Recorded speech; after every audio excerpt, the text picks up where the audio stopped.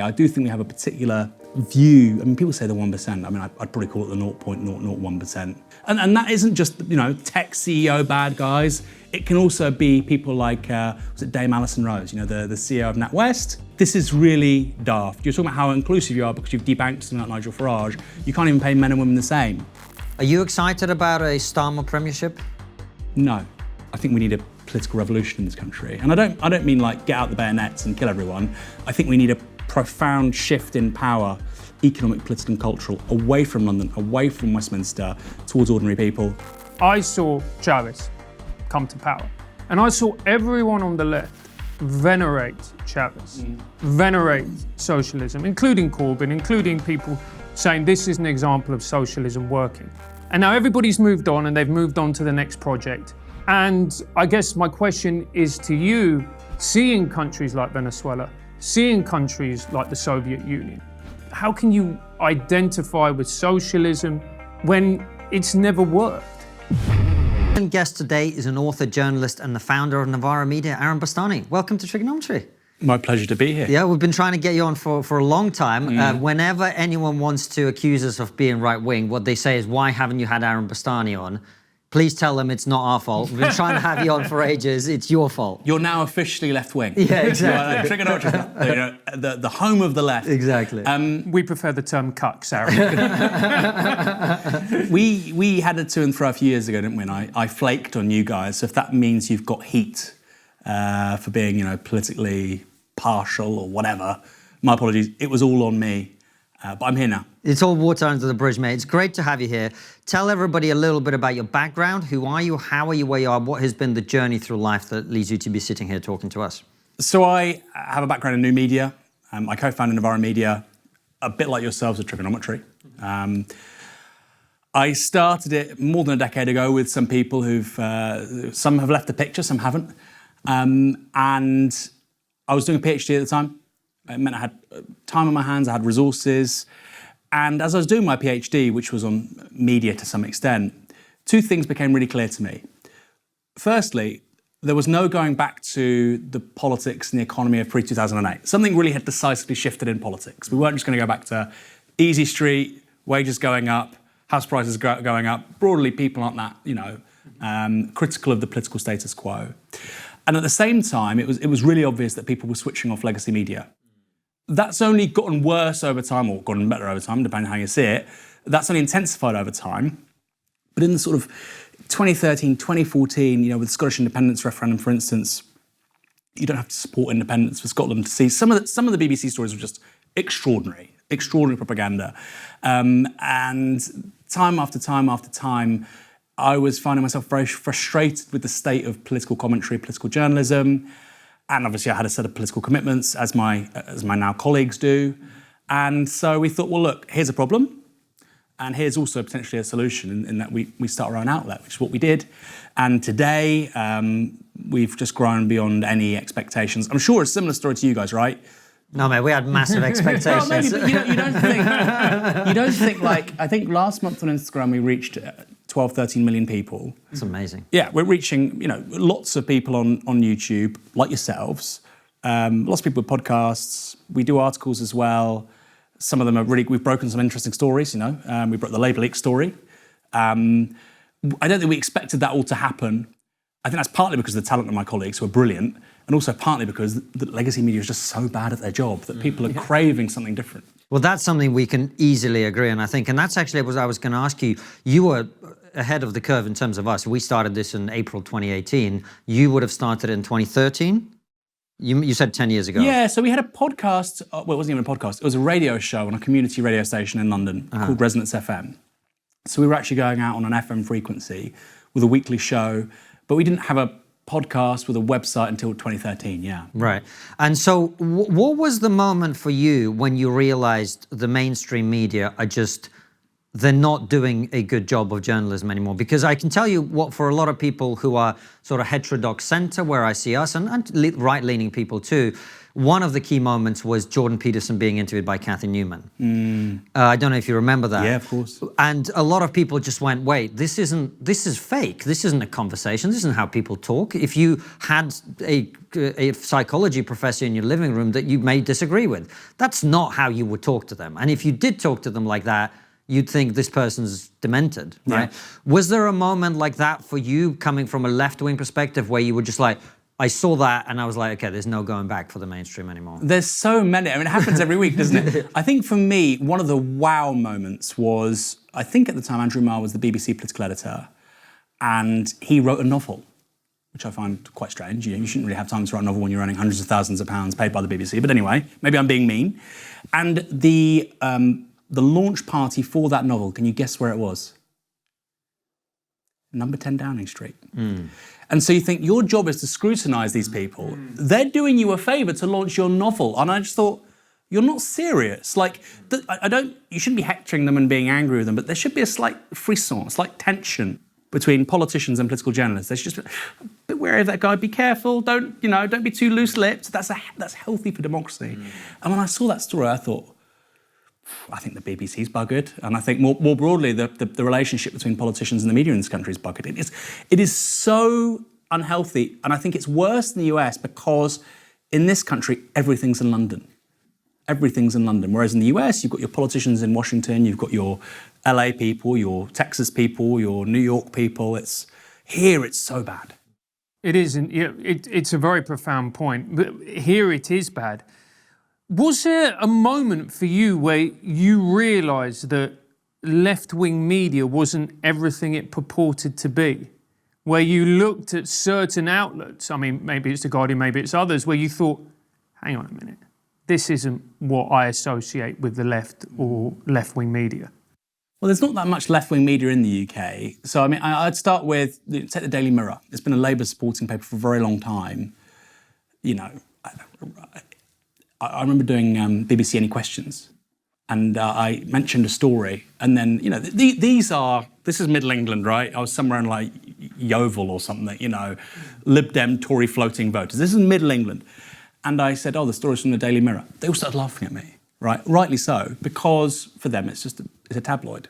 I don't think it has necessarily a sort of political take on things. It's a spin on, it's like The Sun, but the other side. I don't think it's quite as bad, but, that's the ballpark.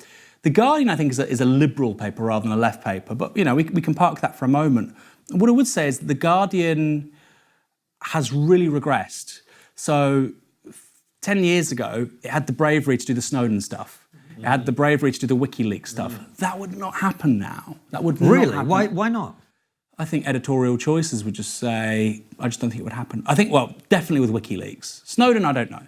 With WikiLeaks and the Glenn Greenwald stuff, I think, it's easy to say, Alan Rusbridge is gone, Kath Viner's the editor now, they wouldn't do that. But I just feel like there's not the same intellectual curiosity there used to be at The Guardian, even 15 years ago. That's fair. And I can't quite, I would buy The Guardian 15 years ago. I wouldn't buy it now. I wouldn't pay for it now. I have a subscription for the FT. I read the FT and it's full of facts and data, and I'll disagree with all the columnists, but it's useful, high-value information. I'm sorry to say The Guardian isn't that, And do you think part of the problem is identity politics and writing through always the prism of race and gender? And that's not to say that doesn't have merit occasionally, but that then means that you just ignore the sheer facts of the situation, what is happening on the ground. Well, the problem is I don't really read The Guardian, so I don't know. But, I agree with your point here. So, for instance, there's something that really irritates me, which is your X, this person's Y, therefore this person is the only person that can have valid opinions on issues relating to Y people. That can be with regards to race, gender, etc. So, for instance, I'm half Iranian. I might say I think the protests in Iran are bad. I don't think they're bad. Before if you clip that up, I might say they're bad. I might say something which is quite controversial, right? At which point, you might say, as somebody who's not Iranian, sort of like, I disagree. They seem quite good. It's about women's liberation, civil liberties. They seem very positive. I would say you can't have a legitimate view on this because you're not Iranian. Well, somewhere in the middle of all this are the facts and the truth and values, which they aren't contingent on who you are, your identity, and so on. So on that point, I agree with you. Is it a problem really for the Guardian? It's a hard one to say. I mean, I just don't read their columns that much. I think actually it's worse than that in a way, because this stuff has percolated a whole layer of the media, and you can find it in ad campaigns, you can find it in The Guardian, you might even find it in sort of centre-right newspapers sometimes. Yeah. For sure. So I think it's a bit bigger than that, actually, yeah. Well, our whole society is infested with this idea, actually, that we should look at everything through the prism of, well, you can't speak about this because you're not that thing. I agree. I was curious, you mentioned there's not much left-wing media in the UK. Are you one of the people on the left who feels that the BBC is right-leaning? No, I think the BBC is liberal, right? So what do I mean by that? It's socially liberal, and it has a socially liberal agenda. Absolutely. It was absolutely opposed to Brexit. I say that as somebody who voted Remain. It was opposed to Brexit. And it's also economically liberal. So I think it's very, what's the word? Circumspect about radical economic ideas, particularly from the left. But actually, I think any kind of radical economic ideas. Anybody who's saying, there's a problem, let's try this solution. An actual solution-oriented sort of mode of thinking just doesn't sit well with them. So I think lots of people from the left dislike the BBC because they see the fact it's economically liberal. Then lots of people from the right see the BBC and they say, well, it's socially liberal. And so I can see both points of view. But it is, and because we don't have a successful liberal party in this country anymore, which we did until the early 20th century, it is very much a continuation of that sort of patrician liberalism, which was the Liberal Party, which broadly speaking, after it collapsed, kind of becomes a faction within both Labour and the Tories. So the BBC has kind of progressive moments, and I'm sure it has like journalists who are on the left for sure. Yeah. But I would say it's a liberal news organisation. So explain that to us, because those words, liberal and left, get used very differently by different people, and they also get used very differently in the United States versus the UK. Like a liberal in America is a left-winger, basically, right? Although there's increasing conversation about classical liberalism, and that is a different thing entirely. When you say the BBC is a liberal institution and you're positioning that as a different thing to you, which is left-wing, explain that to people. What do you mean? What's the difference? How are these things different? So a really great way of explaining this, I think, is the fact that the BBC, I think it's changed now, but they didn't have an industrial relations correspondent. They didn't have a Labour correspondent. So or editor rather. I think they had a correspondent. They didn't have a Labour editor, which they would have had all the way through really to the 1980s, which is somebody whose job is to say, these workers are getting screwed here, 1,000 people have just been laid off here, like the P&O story, for instance, right? These people have gone on strike, they've got a big pay rise. These women are campaigning for better maternity leave conditions at work, etc. The BBC doesn't focus on that stuff. Now, as somebody who's on the left, I care about that stuff, right? I care deeply about that stuff. Instead, the BBC will focus on, like, as a liberal organisation, representation. More women in boardrooms, right? I'm not saying more women in boardrooms is bad. Although it is. I'm not saying it's bad, but that affects a tiny slither of society. Yeah. Meanwhile, you're not talking about women organising in their workplaces for better maternity care policies, for instance. Yeah. Well, so that makes perfect sense. And I remember during the whole Ngozi Fulani affair, it was covered like it was a terrorist attack. When you sort of think there's probably much bigger core issues affecting way more people, which I think is what you're talking. So is your focus basically an old school class-based approach where you are like, well, the workers who are the majority of the society, they're at the bottom, they're not getting paid enough, they're not treated well by their employers.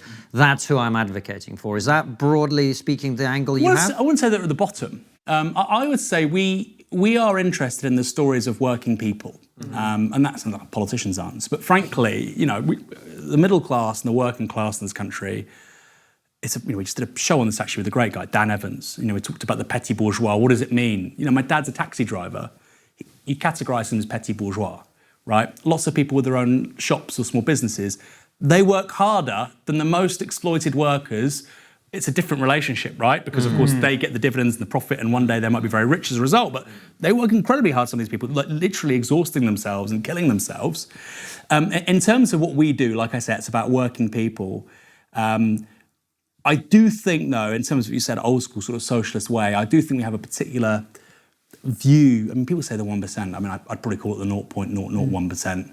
You know, the economic elite, frankly, who are pro-privatisation with regards to things like water, who fundamentally don't think democracy matters, who contrive sort of Mickey Mouse but sort of bizarre issues so that we don't actually confront the real problems in society. And that isn't just, you know, tech CEO bad guys. It can also be people like, was it Dame Alison Rose, you know, the CEO of NatWest.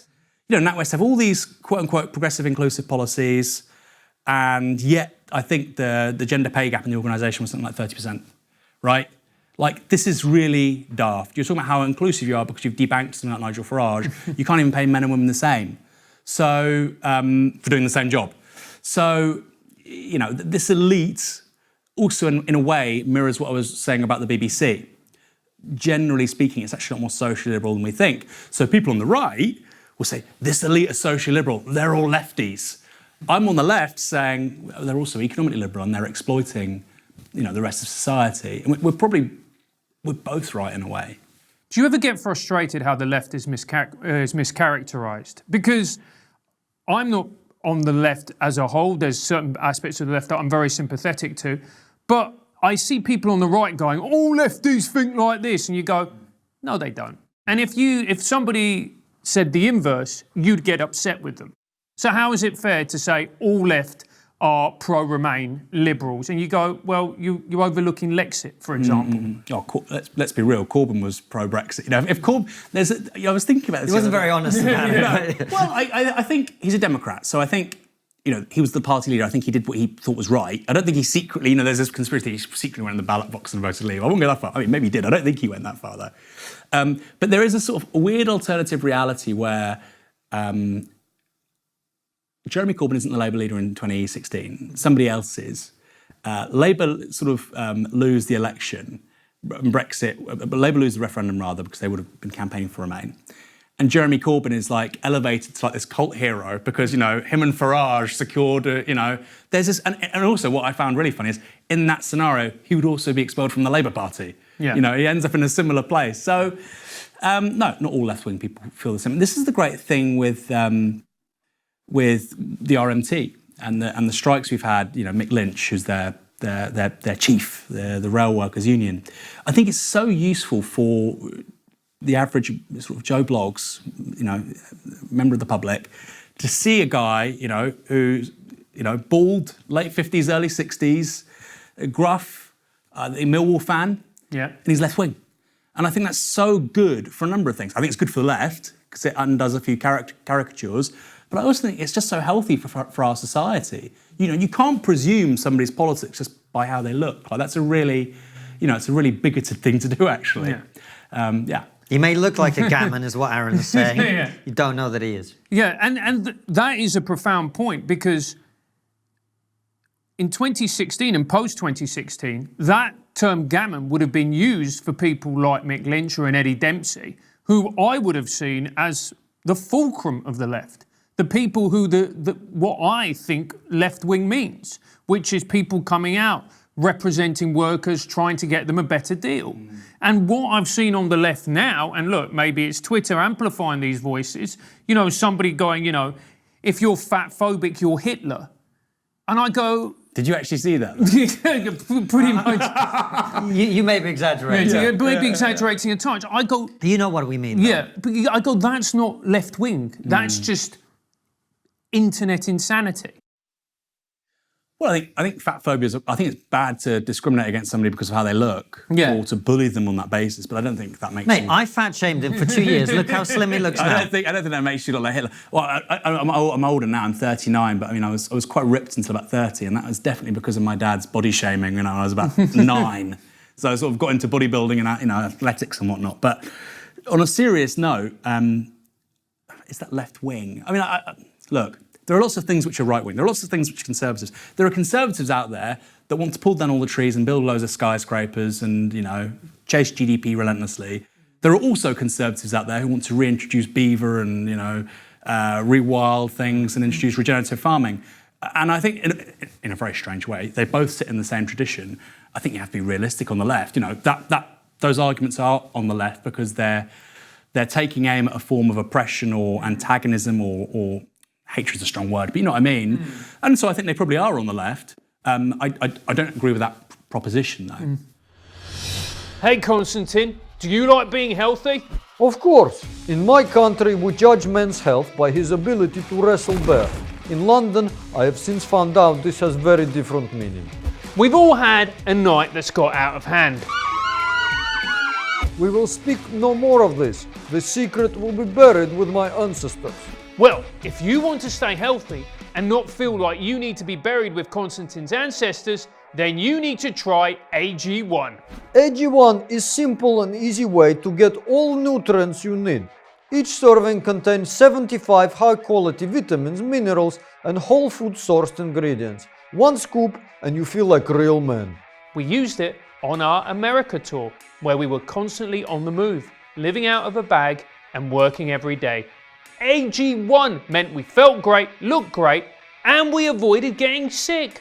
One scoop a day meant we knew we had all the vitamins and minerals needed for the day. We had hugely successful trip. It is very economical and I felt strong enough to wrestle American bear, which we all know is grotesquely weak compared to Great Russian bear. If you're looking for a simpler and cost-effective supplement routine, AG1 is giving you a free 1-year supply of vitamin D and 5 free travel packs with your first purchase. Go to drinkag1.com/trigonometry. If you're looking for a simpler, effective investment for your health, try AG1 and get 5 free AG1 travel packs and a free 1-year supply of vitamin D with your first purchase. Go to drinkag1.com/trigonometry. That's drinkag1.com/trigonometry. Check it out. Yes, check it out and become real men like me. So the left is a very broad coalition. So what can Labour do and Keir Starmer do to hold together this very broad coalition of people who actually think and believe very, very different things? Somebody who is a left-wing progressive, I mean, it's a cliche in Islington, is going to think very differently to an old-school former miner in a town like Darlington. It's a great question. I mean, the thing is, Labour, people say Tony Blair's Labour's most successful Prime Minister. Actually, it was Harold Wilson. He won 4 elections. And in the 60s, Labour had the exact same problem. They kept on winning. They won in 60, 64, 66, 74, I think 76. So they won repeatedly with their economic base being, organised labour, but also introducing things like the right to divorce, abortion, decriminalising homosexuality. So very socially liberal agenda. And they made that work. So I think, it's not impossible. You can do it. I think you just need to be open with the electorate about it. I increasingly find myself drawn to the Green Party. I like the Greens. I'm pro-nuclear, right? I'm pro-HS2. Yeah. I'm pro, what else? I was going through. So you're drawn to the Greens, they're not drawn to you. Yeah, exactly. But I like a lot of what they stand for. I like their values. I just think they're wrong about some really big issues. Yeah. I'll vote Labour at the next election, but I think if I was in Bristol West, for instance, where they have a good chance of winning, I would vote for the Greens. I think most of the electorate's adult enough, actually, to vote on a... I think that's what happened in 2017, right? I think lots of people don't like Jeremy Corbyn. They say, I actually quite like 3 or 4 of those policies, and I'll plump for Labour. I think by 2019, the avalanche was so strong, the media campaign, the unforced errors by the Labour leadership, Brexit, it was too much to hold back. But I think most of the electorate's sensible enough to go, these 2 or 3 things really matter to me. I think they'll do a better job than the other lot on those 2 or 3 things. I'll ask you the same question that I've asked. We've had a bunch of left-wingers on the show in short succession, actually, but it seems to me that Starmer and Labour Party are going to win the next election. Look, anything can happen between now and then, but it's looking that way. Are you excited about a Starmer premiership? No. Why not? No, I'm not. Well, I was asked this question. The evil Tories are going to be out. Isn't that a good thing? The evil Tories will be out. Yeah, great. I mean, what's interesting is that Boris Johnson in 2019, at the moment, on, for instance, climate change, was to the left of Keir Starmer right now. He was. It's very hard for people, not even the Twitter left. I like the Twitter, I'm on the Twitter left. The sort of big liberal accounts on social media. No, you're not, but you like most of my tweets. No, that's true. Well, I'm a heterodox thinker. I think that's how the New Statesman described me. Yeah. All over the place is how normal people would describe it. The nasty Tories have to go. They're awful, blah, blah, blah. Well, Boris Johnson was funding LTNs, right? Which is, they want to disown that now. Low traffic neighbourhoods, yeah. They want to disown that now. They had very ambitious commitments on decarbonisation. They moved huge numbers of public sector jobs, for instance, to Darlington. Brilliant, great. I'm really happy about that. I mean, the public sector workers weren't, but I take your point. The North East has got its attractions. Yeah. And I feel like that this is the most right-wing government in history. It's like, on the political economy side, it really isn't. Like, there's a few, sometimes you'll hear something crazy and, that they release as a press release or as a media message, but on the sort of fundamentals, Boris Johnson was to the left of David Cameron. These same people had no problem with David Cameron, right? And austerity between 2010 and 2016 in terms of how it dismantled lots of really core parts of how, this country functions. So, yes, the Tories will be gone. I think that's good. My view is that Labour will be less bad, which is obviously not great. And it's probably why people aren't sort of, enthused about a Starmer premiership. But equally, I think that's probably why he's going to win over lots of floating Lib Dem Tory voters or floating Lib Dem Labour voters or Tory Labour voters in the Red Wall. I think they'll be less bad. But fundamentally, I think we need a political revolution in this country. And I don't mean like get out the bayonets and kill everyone.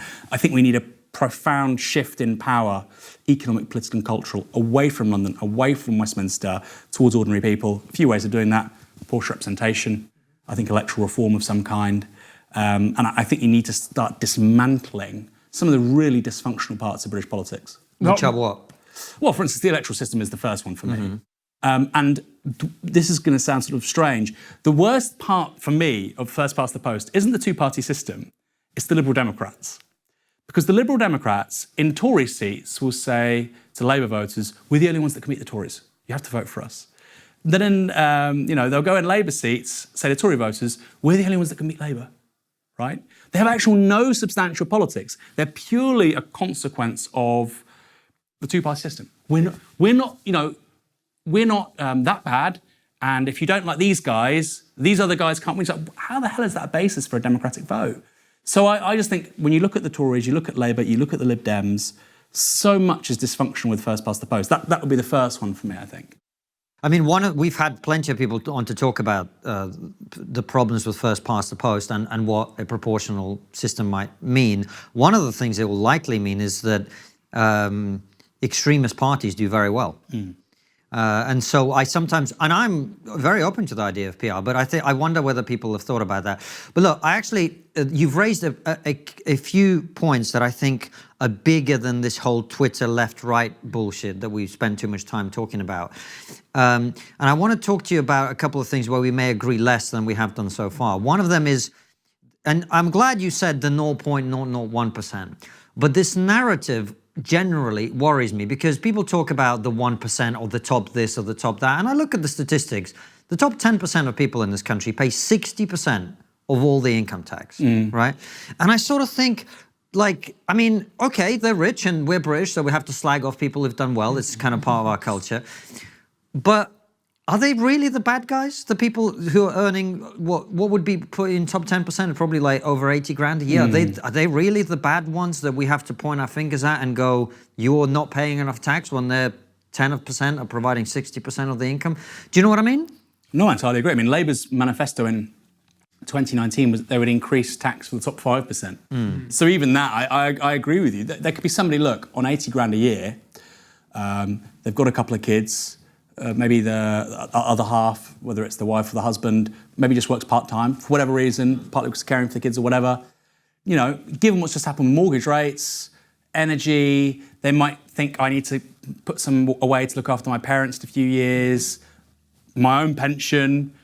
it doesn't go that far. So I'd agree, they're not the enemy. But, there was an amazing quote recently from the managing director of Harrods. And this was in like the midst of the sort of crisis, with living standards. And they said, we're doing great. Recessions and economic downturns the rich always get richer in a recession. That's what they said. And I think that is a problem. I think it's a problem that in the European Union, we're not in the European Union, in Europe, the most valuable company is LVMH, Louis Vuitton, Moet, Hennessy. It's a luxury goods brand. The biggest companies in the United States are producing extraordinary goods and services for literally billions of people. We're making designer handbags and champagne. There's nothing wrong with that, but I think it says something quite significant about how our economies work. And also, is that really the basis of like future prosperity? I suspect it's not. No, probably not. But I guess what I'm asking you more about is this. I hear this a lot, and I'm not talking about Twitter. I'm talking about Question Time. I'm talking about mainstream flagship programs. People always talk. I'm not in the 1%. I may never be in the 1%. But the more I meet people who are, the more I realize that, look, of course, this country has a history of the landed gentry, right? People whose only achievement is they went to Eton in the 7th generation. Yeah. I've met those people and they're annoying, admittedly. But there's not a lot of them. Most of the people I meet who are wealthy and who have a high income are people who've created things that are of value to other people, right? They are actually creating jobs, they're creating opportunities. So when I see them being sort of demonized as the problem, I don't really know that to me is accurate, because I'm not envious of them. I'm like, you've done well because you've contributed to other people's lives, you've created opportunities for other people, you've created a product that other people want to buy, or a service or whatever. And I am quite uncomfortable with that rhetoric. Do you know what I mean? Well, I sort of disagree. So, like, look at landlords. We have a lot of landlords in this country, right? A lot. So it's not even the 1%, like you say. Yeah. It's like over 2 million of them. Yeah. And it's lots of people. There would be electricians or tradesmen, and they didn't pay national insurance, and that's their pension, right? Yeah. So they're not like, they're exploiting arguably their tenants, but they're not like, they're this caricature of the 1%, absolutely. But the way I see it is this. All the capital that's going into buy-to-lets, all the these are very smart people, right? All the construction work and the application that goes into building these little rabbit hutches for people, I just think, and then you look at the high street, and you think, surely it would make more sense as a society. You want to make money, like you say, you should be making money from selling goods and services to people, starting a business. And I think too much of the money and capital and the know-how and the ambition has gone, for instance, in buy-to-lets in this country over the last 20 years. Aaron, this is where you and I and Francis would agree completely. The housing market is completely fucked on purpose, and they refuse to fix it, right? Because the incentive structure rewards all the behavior that's there. But that's a different issue to the 1%, because as you say, most of the buy-to-lets are just owned by people who built up some capital in their housing, and then bought another flat when they could or whatever and rent it out. And I agree with you. The housing market is a big problem that needs fixing. But that isn't my point. My point is, are the people at the top, the captains of industry, let's say, the people who started a big business, even if the captains of industry often don't start businesses anymore. Maybe. But I know people who do. This is what I'm saying, right? Yeah. People who run big businesses, let's say, it doesn't really matter. They are creating value for the rest of us, one way or another.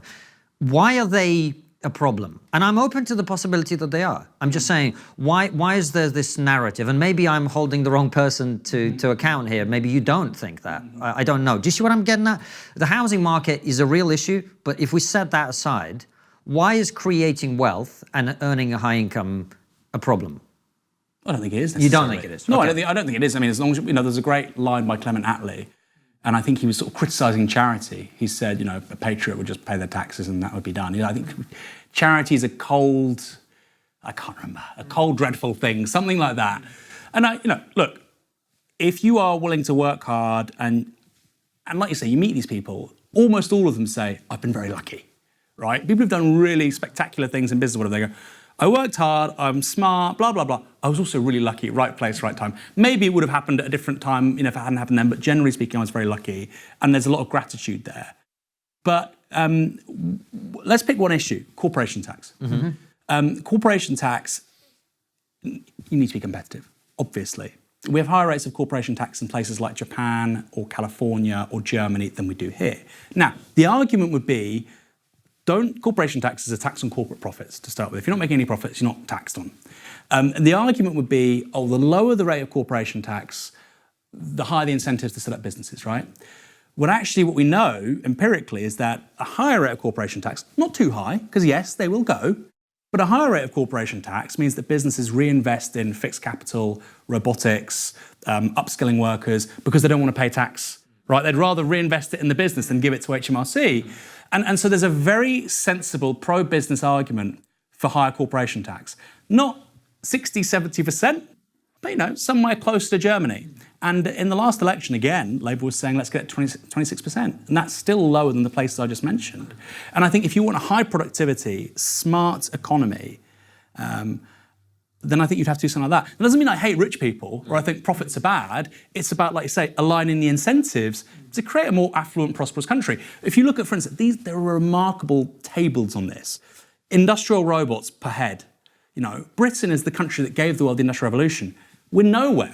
We're below Thailand, right? We have a very, very low automation economy in this country. So it should be a question of public policy interest. How do we change that? I think one answer is probably corporation tax.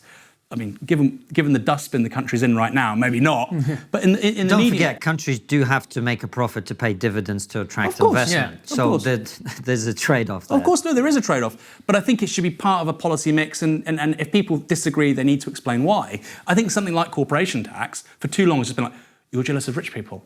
I'm sure some people are. That's not what I'm saying. Yeah. I'm hearing a lot of this talk about the 1%. And look, I think it's fair to say, and this isn't me trying to attack the left in any way. Please, but it is fair to say that a lot of people, vocal people on the left, do hate rich people. I see that when I see the way they talk about it. Now, you clearly don't. But hate's a strong word, isn't it? You think they hate them? Yeah. Oh, yeah. Yeah, there is... Can you give me an example? I know, I'm not saying they don't exist, but can you give me an example, obviously? I actually can't, because I'm not thinking of a specific moment, but I hear this over and over, and as I say, I'm not talking about Twitter or X or whatever it's called now. I'm talking about big discussion shows where it's like the rich, the rich, the rich, and I've never seen the rich as bad people in and of themselves. No. But it sounds like you don't either. Well, look, let's go to the OG, Karl Marx. He would say that in a way, capitalists are, in a desperate situation. Because as capitalists, you're in competition with one another, right? And this is the beauty of capitalism. You're in competition with one another. You have to produce the best goods and services at the best price to get market share. If you don't, you're screwed. Your opponent gets, your rival gets market share. This is great for the customer if you're, this is the sort of neoliberal or the liberal classical economist read on things. What Marx says is a really important insight is they're in competition with each other and this makes them permanently anxious. Because of course, if you fail, the worst thing of all happens, you join the working class. So, and you have to do certain things. So for instance- You're right, that sounds terrifying. if you own a business and you're selling X product at £10 and your rival is selling it for £9, you have to sell it for £9, otherwise you're gone. So what does that mean? Ideally, you find new ways of increasing productivity which don't hurt anybody. But the first port of call for many is, okay, cut headcount, cut quality, reduce pay, get rid of this benefit. So, and that might not be because they're a bad person. They have to do it because capitalism is inherently a competitive system. And Amazon, sorry, Francis, we'll just wrap up here. No, it's cool, it's cool. Amazon would be a very good example of this. I mean, we had James Bloodworth on to talk about his book, which exposed a lot of the practices that these giant multinational corporations are engaging in to drive down their costs. And by the way, you talk about the high street. That's why the high street is fucked. It's not because people aren't investing in it. It's because they can't compete with Amazon. So I hear you. I was just curious because I wonder how we have a productive economy if there is a section of the population who sees anyone who's made any money as a problem, and it sort of sometimes feels like that to me. But anyway. Yeah, so, I mean, that is the issue. I think the problem is that people talk about the rich and they conflate the Amazons and the Jeff Bezos of this world with the bloke who's maybe a very successful estate agent on 90k a year. Do you think that is... He is an estate agent, mate. yeah, so you're right to hate them. It's a good point. I think there's an interesting angle here, which is obviously we're in the Anglophone world, right? We speak English. Yeah. And what's the great line? The United States and Britain are separated by the same language. Two countries divided by a common language. Exactly. Yeah. You very well put. That's exactly it. And I think a lot of this comes from the US, where it's entirely legitimate, right? Yeah. Where you have a country with tens of millions of people that don't have access necessarily to healthcare, where the working class, blue-collar workers in the US have been screwed, frankly, let's be real, for 20, 25 years, and where there is a runaway plutocratic elite. They are earning huge amounts of money, not even earning. The market caps of their businesses are skyrocketing, and they obviously own lots of that. So, yeah, Bezos, Musk. When I was growing up, the idea of a company being worth $1 trillion was like, whoa, well, that probably never happened. I think Apple now is touching $3 trillion. And some of the business practices which underpin that, yes, Apple sell amazing products. I've got an iPhone here. I have an iMac. But there's also lots of, you could say shadier stuff, right? Share buybacks. They're inflating the price of their stock. That makes the people like Tim Cook, for instance, better off. Elon Musk with Tesla. I think he's done an amazing thing with Tesla. People love to bash Elon Musk, me included. I think he's maybe screwed Twitter. We'll see. He's defied predictions before.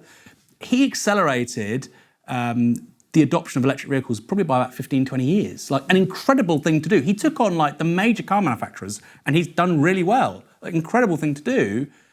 But there's a few what economists would call negative externalities with this. If you're worth 200 billion, the amount of political power you can buy with 200 billion is incredibly dangerous. That to me is the main thing. So yes, it's bad that these people have so much money, but it's what they can buy with that money in terms of political influence, the media, opinion making. So if the Koch brothers were just billionaires, fine. But it's the fact that they are trying to buy massive political influence in a range of areas. They've tried to basically buy candidates in the past. So I think for much of the left, the big problem is political capture by the elite as much as those people being rich. If they were just rich and they sort of just, did their thing and enjoyed life, I think we'd be having a slightly different debate. But, Jeff Bezos has the Washington Post, and then the Washington Post runs something excoriating Donald Trump. I can see why the average American voter would say, this is kind of screwed up, actually. I completely agree with you, and it's a very good point. My issue always with the left is it's a very personal thing to me. So my background, everyone's going to drink because, it's the in-joke. So my mother's from Venezuela. Right? I saw Chavez come to power in '99. I saw him bring socialismo, as we would say, to the country. I saw him shut down journalists. He put one of my relatives under house arrest because he refused to enact Chavez's wishes, which would make the country poorer. And he was put under house arrest until he complied. I saw Chavez threaten journalists until the point my cousin had to leave because he didn't know at 1 o'clock in the morning there was going to be a knock on the door and he was going to a prison called La Tumba. I don't need to explain what that is.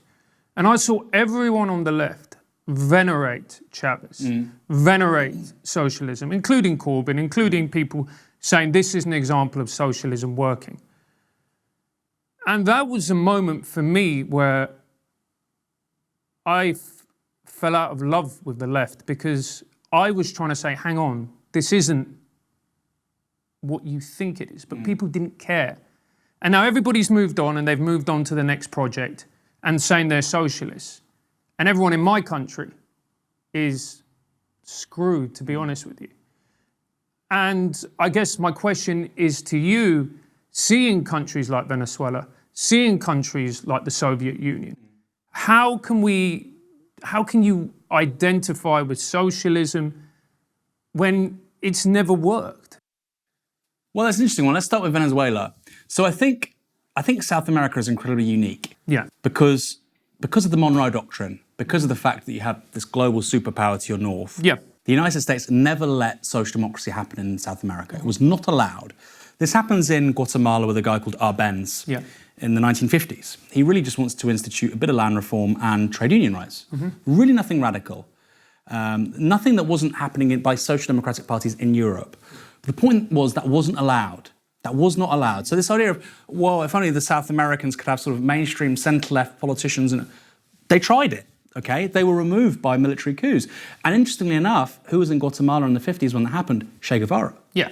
And he says, well, they're not going to let us do that. Then we've got to seize control by military means. And actually, we're going to have to hold on to power in a very different way. So I think the development of socialism in South America, it's not to make excuses for anyone, but I think the development of socialism in South America is quite unique and quite particular because parliamentary democratic socialism or social democracy like we have in Europe was not allowed. It was completely off the table. So that's parking that one. And in terms of socialism not working, I suppose, and again, I also wouldn't compare the Soviet Union to Venezuela. Yeah. I think Venezuela under Chavez did well because of high oil prices. So there was a sense of rising prosperity. And obviously when oil prices went down, that sort of disappeared again. I think with the Soviet Union, it was different in so much as there was a national project of industrialization too quickly, but there was a different kind of project. It was reaching towards a modernity in a different kind of way to somewhere like Venezuela, I feel. I might be wrong. And the Russian people and the peoples of the former Soviet Union, I think, can be proud of certain accomplishments, such as the first person in space. I think it's an incredible technological achievement. I think it's an amazing achievement. The defeat of Nazism. I think you should be very proud of that. And that wasn't so much a technological achievement, but yeah. Well, no, but you say that, but there's some really interesting stuff about this, about the ability of the Soviet Union after 1940-41 to actually start developing incredible tanks, incredible military technology. Not incredible, but it could rival the Germans. In a way that nobody predicts in the 1930s. You know what, actually, it's the other way around, interestingly. So the Soviet Union, people don't know this because the Soviets got overrun in 41 and early 42. What actually happened is the Soviets had far superior technology in the early period, but then they got outpaced by the German military machine as the war went on. So by the end of the war, the kind of technology the Germans had is the basis of all our technology now. They had cruise missiles basically in their thousands, etc. There's a reason the Soviets lost 20 million people in World War II. But look, your point. Look, every society has positives and every way of structuring it. I guess the point that Francis is making about it not working is in the Soviet Union and in Venezuela. The argument would be about socialism that it is a way of thinking about the world that is so unnatural to human beings, the way that we evolved to think about our own interests and the interests of others. In the Soviet Union, as you know, the idea was that you were supposed to put the needs of the state above those of your own family. That it takes putting people in La Tumba, or it takes people being put into gulags to achieve that dream in which Pavlik Morozov gives up his parents to the state. Because it's such an unnatural way that doesn't really apply onto how human beings are wired. If we were mole rats or ants, where we were genetically linked, that might be easier to do. Do you see what that's kind of more the argument? No, I think the 20th century has a series of experiments like this, from Nazi Germany to the USSR to the Khmer Rouge, where you have this incredibly, I don't even think there are economic projects, extremely cultural projects and extremely innovative as cultural projects. So like the idea that a human being is a tabula rasa, blank slate. And look, I don't think that's necessarily, doesn't have to be socialism or fascism or anything like that. I think it has a certain interpretation of human nature which we now know is wrong. We know that doesn't function. So why am I a socialist? I'm a Marxist, frankly. And I can also go back to a few what I would call success stories regarding democratic socialism. We'll part that for a moment. I'm a socialist because I believe that workers generally should be as close to the product of their labour as possible. They should have as little of it alienated from them as possible, which means a fair deal for workers, right? So if a worker is creating value per hour of £30 an hour, I think they should be earning a significant chunk of that. Clearly, there should be a little bit of profit, there should be some taxes and so on and so forth. But the idea that a worker should be exploited from the products of their labour, I think, is a moral affront. And I think that, to me, I'm a Catholic, but that to me is almost like an article of faith. I think a good society allows workers to enjoy a significant share of the value that they create. In terms of Marxism, I'm a Marxist. The capital, Das Kapital, is not a manifesto. He does a manifesto called the Communist Manifesto, but Capital is called Capital, a critique of political economy. So what he does in Capital is he's critiquing the classical political economists, J.S. Mill, Adam Smith, Ricardo, and whatnot. And I know this is probably quite cliched for many people, and clearly that's not what happens in the 20th century, But Marx wasn't a programmatic thinker. He has some parts where he says you may need to do this, or this, or he talks about, civil war in France, military theory and whatnot. But the stuff that you see in the Soviet Union or with the Khmer Rouge is as connected to what Marx is talking about as, say, Nazi Germany is with Edmund Burke. That's my view. It's like saying, how could you be a conservative because of look where it ends up when you believe in flag, family, tradition. And tradition and patriotism and very muscular robustness. Look where it ends up. Well, there's been many decent people who believe in all those things who never ended up in that place. So I tried to have a bit more of a nuanced view. And then in terms of where it sort of succeeded, look at Singapore. Lee Kuan Yew would have identified as a democratic socialist. Look, he's a very controversial figure. But Singapore and the state had a very distinct role in its development, really from the 1950s all the way through to today. Today, perhaps it's one of the wealthiest countries in the world. Has no natural resources. Basically, people thought it wouldn't last 10 minutes once the British left, I think, in the early 1970s. They built an incredibly complex, sophisticated, high-productivity economy. How did they do that? Central planning. They promoted people on the basis of competence and talent. And they didn't allow the free market to run riot in so much as having an unplanned economy. There was, let the invisible hand do its thing. They didn't do that. They had a significant amount of planning, and they wanted that planning to create wealth, which would lead to a more prosperous country. And it worked. Now, I'm not saying Singapore is a socialist paradise, but on things like, for instance, land. Actually, how land policy works in Singapore, it's effectively a socialist policy. So, I think it's hard to say, well, where has it worked? We've got very clear, identifiable examples of socialist policy working very well. To finish, it's interesting if you compare someone like Singapore to Venezuela. If Singapore has oil, none of that happens, right? Yeah. You do not let Lee Kuan Yew and a bunch of really intelligent, competent, remarkable young men run a country if they have a shed load of hydrocarbons. Because we have many examples where people tried to do that and they mostly got murdered. Singapore's advantage was it had no natural resources and it was in the same neighbourhood as Vietnam and China. So the US was actually quite happy to sort of say, well, look, let them do their thing. So it's a bit more complicated than that. And I don't want to be, I hope I'm never sort of seen as an apologist for the US. Not at all.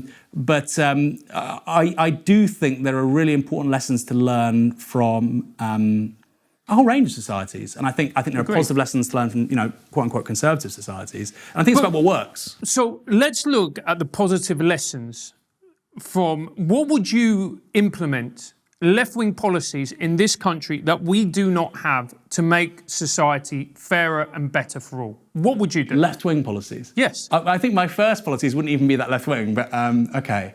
Well, what would be your policies? Yeah. That's the interesting thing.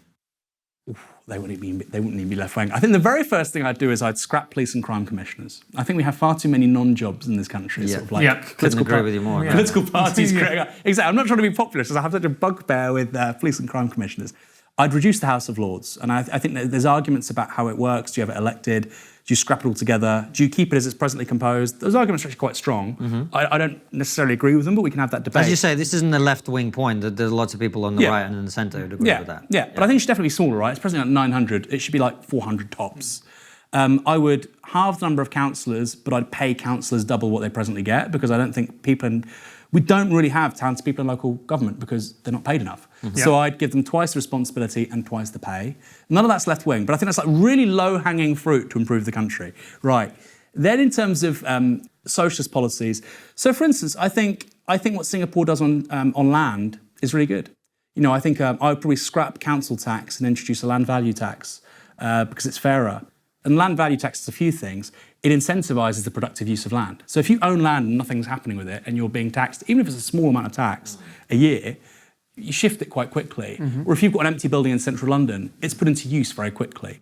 So that would be my first thing, probably, is a land value tax. And get rid of council tax, which is incredibly unfair. Why? Why is it unfair? Yeah. Because it's not about how much you earn. So for instance, you might be living in I'll give you a really good example. Students don't pay it, for instance. Students don't pay council tax. And if you're in Leeds or where I live in Portsmouth, you might be in a council ward where there are thousands of students they still have the bins collected.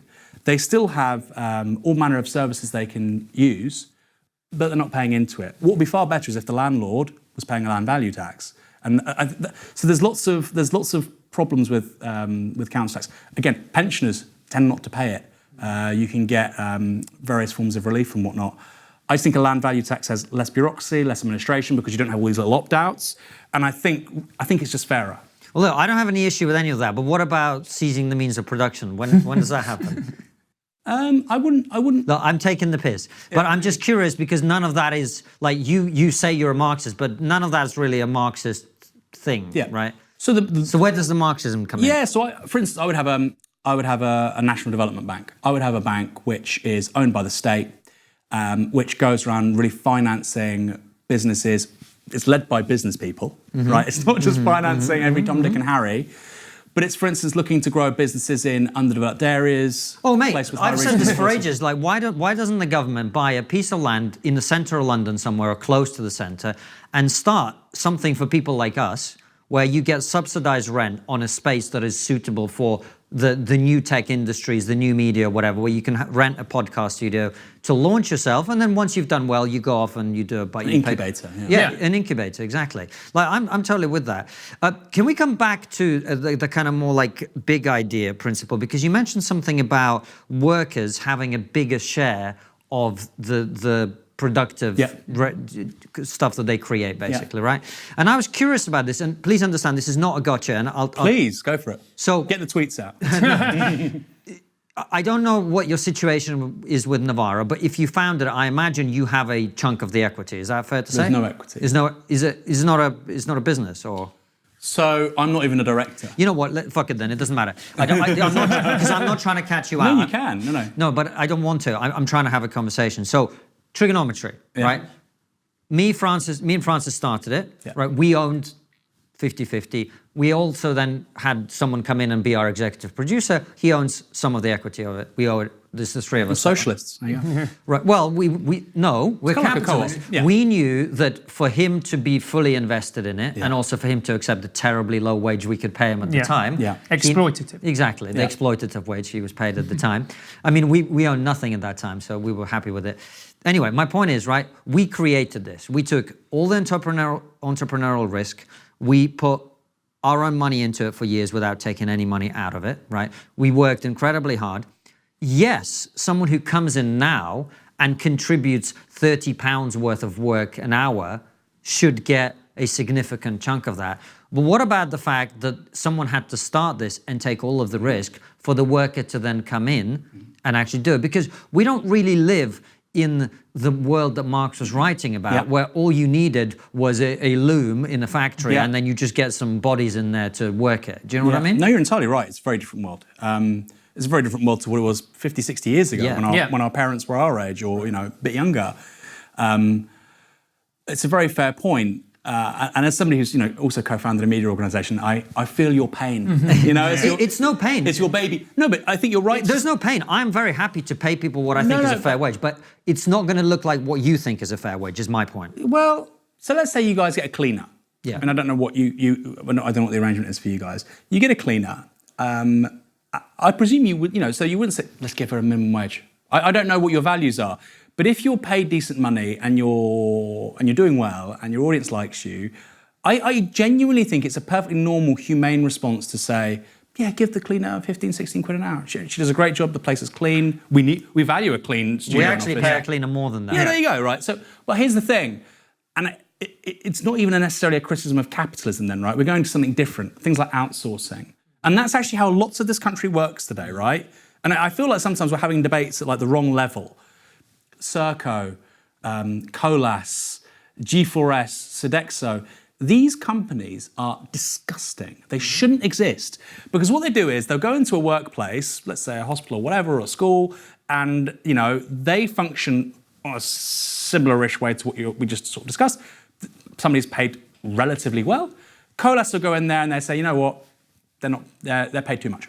We need to reduce costs. The whole point of outsourcing is screwing working people over. So there's a few layers here. And I think, frankly, too much of the UK economy looks like that, right? If people were like yourselves, starting businesses, and I think that's the natural human impulse and instinct, they do a good job, pay them a fair wage. Right. Yeah. But that isn't where we are as a country. That isn't where we are, right? Well, it's where we are. Yeah. That's where you are. And my point is, I feel quite often the conversation we have about these issues sort of fails to take that nuance into account. Now, this is not unusual for political debate, admittedly, but they never take nuance into account. Look, on all this big government outsourcing with these companies that abuse people, I completely agree with that. But so the other... I mean, I don't agree with them, I agree with you, is what I'm trying to say. I guess the one point that someone would make is, look, Aaron, automation is coming in. We're seeing it. We're seeing it with AI. We're seeing it with robots. If you're going to pay people a lot and you're saying to them, you know, they deserve a fairer chunk, which emotionally, and look, my mum, first generation immigrant, before the minimum wage, I think she was on like £2.30 an hour. It was something like that in the 90s. She earned literally nothing, had no rights to a pension. She's disabled now, entirely dependent on my dad. And with me helping them, they scrape by. So I get what you're saying, and it resonates with me. I guess we're looking down the line at AI, automation, and you're going, are we not just going to make people, millions of jobs obsolete? Is that not the danger here as well? I wrote a book about it. You did? You did. Fully automated luxury communism. I think, and this is why, I use the C word. Yeah. And this is why I use the C word, because I think, and the trajectory here is 50 or 100 years. Realistically, we're looking at a situation where basically every human task can be automated. I think within 50 to 100 years. I think that's quite likely, right? Except podcasts. Except podcasts. And at which point, like you say, that creates massive dysfunctions in a bunch of ways. So, for instance, if you have workers who don't have cash capital to buy goods and services, which are made more productively than ever before because you have so much automation, then you have a crisis of what's called crisis of demand or underconsumption, which is you don't have people who can buy all the goods and services being made. You have a problem. Another issue is that the remaining jobs that are there and which are captured by uniquely human sort of characteristics, those are paid better and better and better because you can't automate Cristiano Ronaldo or a great TV or podcasters. You can't automate those guys, right? For now. And so what that means is that automation compresses jobs like, we've seen it in manufacturing for decades, but I think it's going to come for driving in a decade or two. And then basically it's going to come for everything. And so I think as a society, we have a bunch of problems there. Like I say, crisis of demand. And if we think inequality is bad now, my God, it's going to be even worse in 30, 40, 50 years' time. And I would also add, Aaron, a crisis of meaning. Because jobs bring dignity, and they bring an identity, and they bring structure. Well, that's why I use this, and that's why I use the C word, because this is a profound challenge to capitalism. It's a profound challenge to capitalism. And I think we need to be honest about that. Because, The Economist did a great line about this in 2013. They said, what happens when capital becomes labour? Which is to say, there is no distinction between capital and labour once you can automate pretty much everything. And that, we might not see it. I think we probably will. Our children will see it.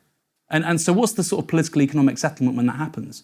It doesn't look like capitalism. It doesn't look like capitalism as we know it. So that's why I use the C word in a controversial way. The thing is, I don't think, I don't know about Francis, I certainly don't disagree that in a world where no one has to work, it sort of doesn't make sense that the people who historically have held the capital now own everything and no one else has anything. In a world where no one needs to work and everything's done by robots, a system of distributing resources fairly equally in that world is great, actually, I think. I'm sure there's counter-arguments to that I probably haven't considered, but I'm open to that. But what Francis was asking was something else, which is in the interim, because we're all going to live in that interim 100 years, right? There's quite a lot of human lives in that. When you raise wages, what you are doing is you're incentivizing those jobs out of existence. Yeah. Right? And so isn't there a counterproductive element to some of those drives for higher wages in certain industries? Yes, there's a guy, he just died actually, a guy called Mario Tronti. He was a Marxist Italian sort of thinker. And he said exactly this. So historically, people have always thought innovation is driven by capitalists, right? Great levels of automation, new innovations to create things more productively. He says, no, it's created by workers in struggle. Them struggling for better work, better paying conditions, more money, is the catalyst for better innovation, because that leads to like the things you create incentives. Yeah. I mean, this is literally like page 1 or 2 of The Wealth of Nations, right? So I think again, even if you're not on the left, if you want a high productivity, high performance economy, there's the argument for higher wages, because you're going to create incentives for businesses to increase productivity, use more fixed capital. Hold on, you care about the working people. You want to automate their jobs out of existence. No. But if you have working class representation, you have labour organisations, and the state is on their side, they can be reallocated to other parts of the labour market. They can be retrained, or you can say, look, the evidence is very poor on people being retrained. No, I agree with you. Well, in an ageing population, we probably will need to retrain some people to help, with regards to elderly care work, for instance. I don't mean like retrain, design an app. That's bullshit. I agree with you there. But on things like, I mean really demographic aging. So I think in the US, over 50% of the sort of the jobs which are growing significantly are in relation to health and elderly care services, because we're getting older as a society. We're having fewer babies and people are living longer, generally speaking. So I suppose the quick answer is, in the interim, what do we do?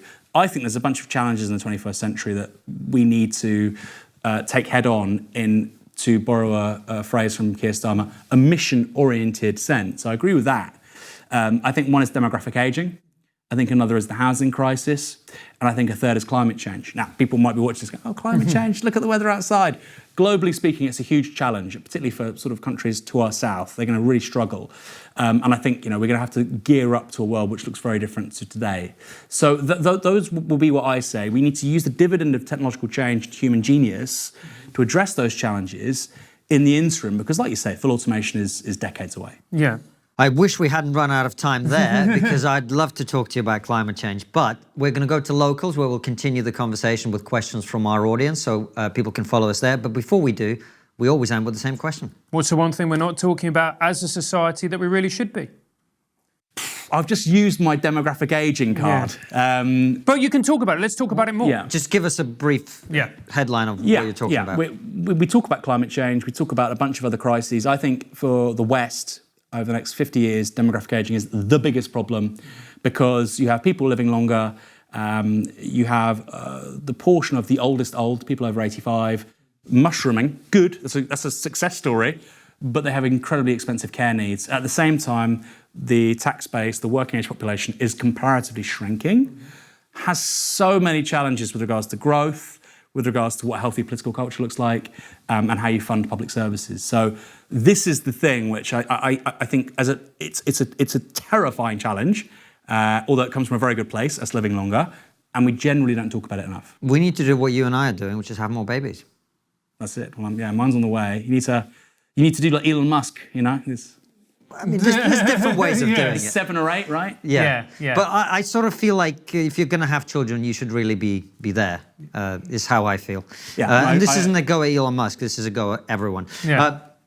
Aaron Bastani, thank you so much for coming on. If you like Aaron's work, follow him at Novara Media.